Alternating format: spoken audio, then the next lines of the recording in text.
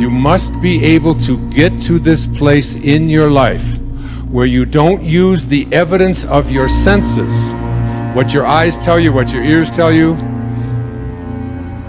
You want to be able to be in a place where you are living from the end as if what you would like to manifest is already there.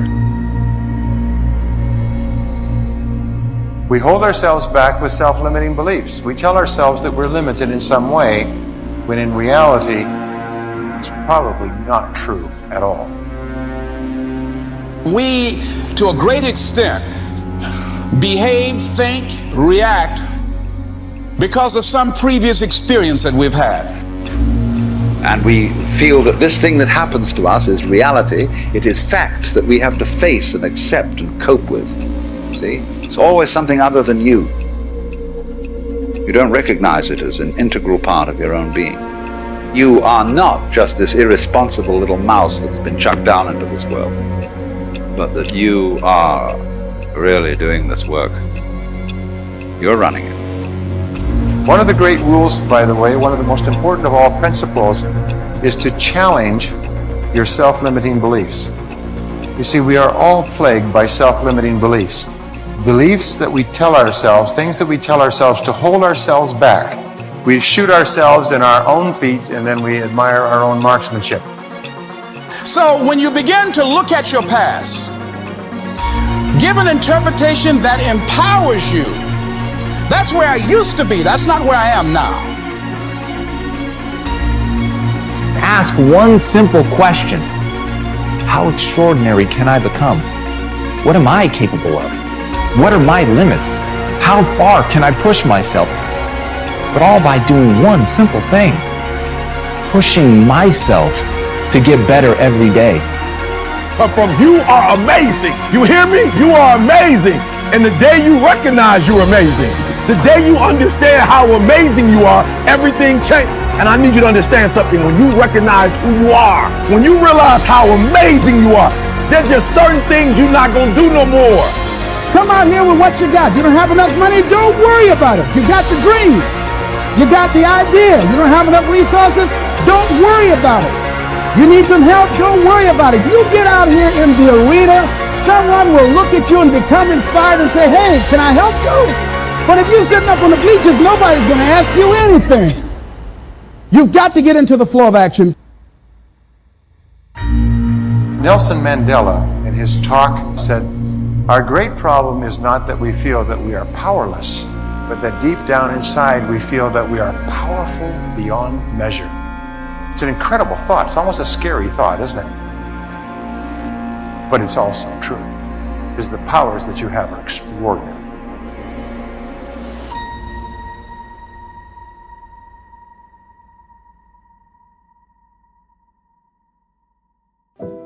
Perception can rewrite the genetic code.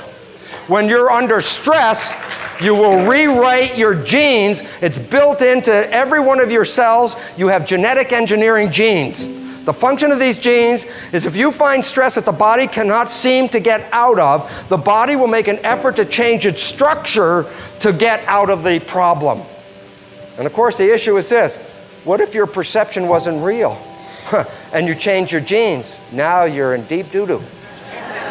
And we now find a very important fact. 95% of cancer has no genetic linkage. 95% of cancer is a response of the individual cells to their experiencing life. And if you change your experiences, you can change the presence of that cancer. You think 60 to 70,000 thoughts in one day. Out of those 60 to 70,000 thoughts that you think in one day, 90% of those thoughts are the same thoughts as the day before. So if you believe that your thoughts somehow are connected to your life, then the same thoughts always lead to the same choices. The same choices always lead to the same behaviors. The same behaviors create the same experiences, and the same experiences produce the same emotions. And those very same emotions drive the very same thoughts. and your biology, your neurocircuitry, your neurochemistry, your neurohormones, and even your genetic expression is equal to how you think, how you act, and how you feel. And how you think, how you act, and how you feel is called your personality. And your personality creates your personal reality. That's it. So then, if you wanted to create a new personal reality, a new life, then you would have to start thinking about what you've been thinking about and change it. You would have to become aware of your unconscious thoughts and observe them. You would have to pay attention to your automatic habits and behaviors and modify them. And you would have to look at the emotions you live by every single day that are connected to your past and decide if those emotions belong in your future. You see, most people try to create a new personal reality as the same personality, and it doesn't work. You literally have to become someone else. Prayer works, but not the way that you're praying. If I take you and connect a cap to your head with electrodes on it and connect that cap to a computer to read your brainwaves, an EEG. I can read an EEG on your brain and see how your waves are functioning. I can tell you if you're in a low frequency state or a high frequency state based off of your brainwaves. If you're an emotion of fear, doubt, anguish, begging, which is praying, the typical person begs when they pray, that's low frequency.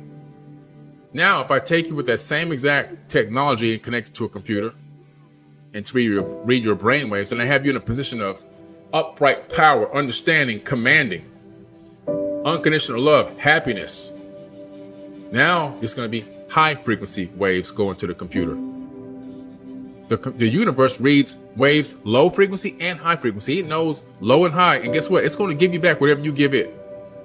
You're running around here begging and pleading and hoping and wishing and scrapping around. You're going to get the same kind of garbage back in your life. Until you stand up and draw a line in the sand and command your existence, command your potential, command who you are, command your outcomes to happen, you're going to be suffering. The reason why I command my realities is because I know the power is inside of me.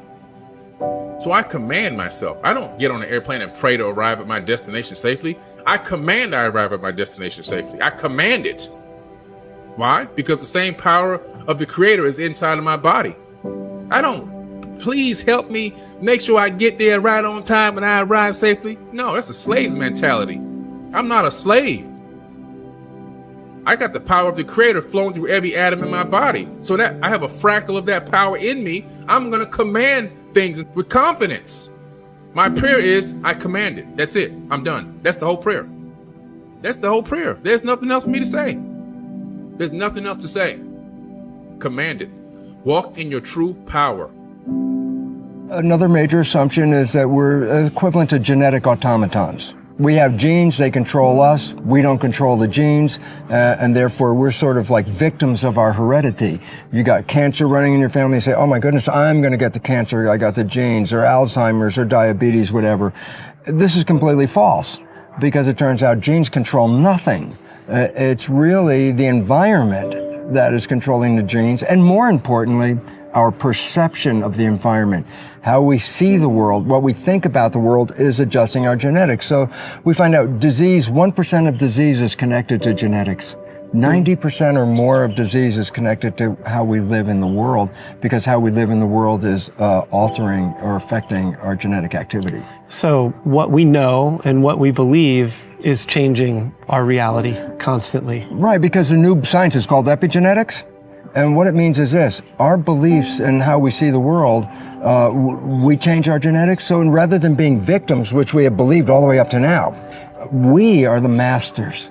We change our genetics just by how we respond to the world. So we can change our responses, which means then we can change our genetics. So we're not victims. And one of the most personally exciting things that happened to my life was to recognize that I was not a victim of my genes or a victim of my society, that I actually am a creator of my life. And once understanding that nature and expressing that creativity, I profoundly changed my life from being a victim to being a master of my creation.